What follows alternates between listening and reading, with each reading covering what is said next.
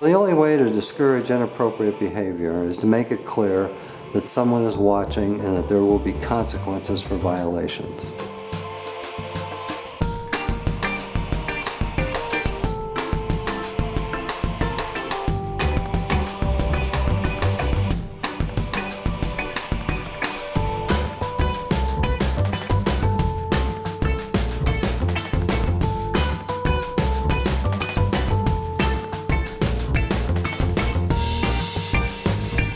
We asked thousands of city employees about our ethical culture and found significant areas of concern. Members of the public have reached out to us numerous times and made it clear this is important and we needed to take a look. An ethical culture means better government and better service on behalf of the people of Denver. We added an audit of the city's Board of Ethics to our plan simply because the outgoing executive director requested it. I recognize this is an important issue to both my constituents and to the employees who work here in the city. The city has a code of ethics to guide the behavior of all employees. The city also has an independent board of ethics, including 5 volunteer members and an executive director. Our audit found the Board of Ethics is unable to ensure ethical behavior across agencies and that the city's gift reporting process lacks transparency. Our recent audit found 3 key areas the city needs to improve to better ensure ethical behavior.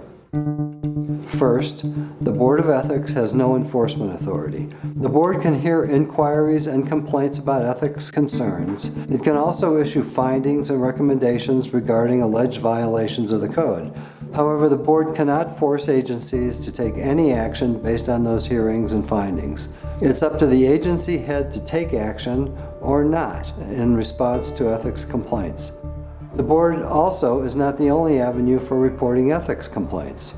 If an employee makes a complaint to an agency head or other reporting authority, the board may never hear about the issue. Agencies have no obligation to report what happens after an ethics complaint. In the past, some agencies have ignored recommendations from the board after an investigation of a complaint. The second area of concern was how the city accepts complaints and how employees feel about it.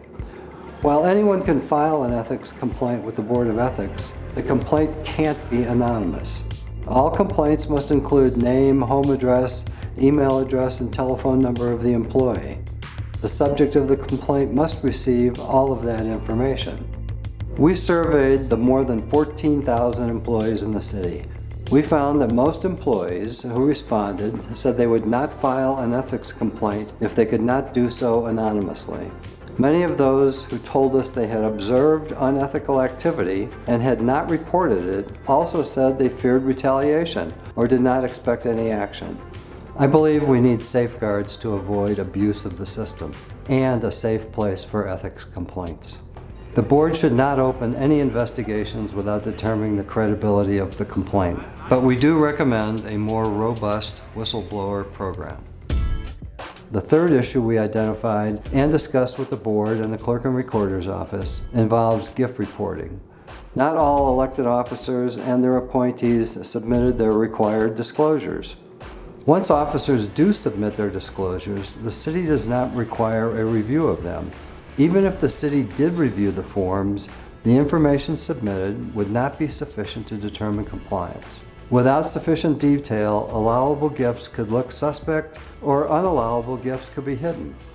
The executive director and the Board of Ethics, along with the clerk and recorder's office, agreed with us on the key areas of concern in this audit. We're absolutely committed to making this more transparent, and so we are very excited to work with the City Attorney's Office and the Board of Ethics to try and get more detail into the code so that this is a much clearer process. We hope our research and recommendations will help the board, the city council, and leaders in the city to take more action to ensure an ethical environment. I hope every city employee chooses to behave ethically, but I also think we can do more to encourage an ethical and transparent culture. That's it for this episode of Ask the Auditor. If you have a question, submit it to auditor@denvergov.org. And maybe your question will be the next one that we answer on the next episode of Ask the Auditor.